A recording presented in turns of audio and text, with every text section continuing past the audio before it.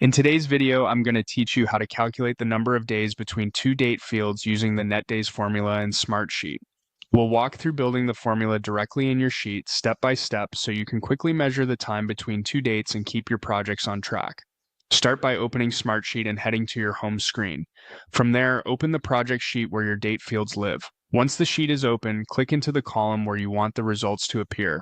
This will be the column that displays the number of days between your start and end dates.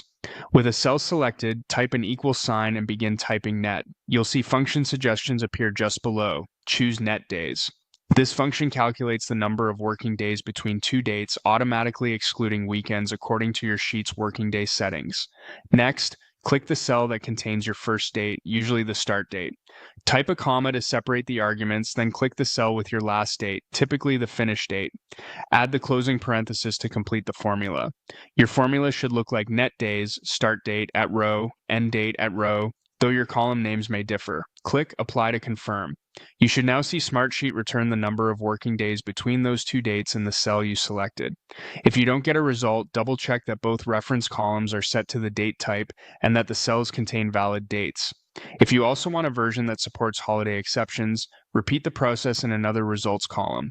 Click into the target column, type an equal sign and net, and this time choose network days.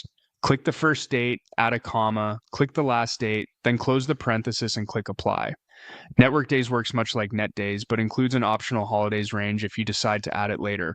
Even without the holidays argument, it still excludes weekends, making it ideal for calculating work days.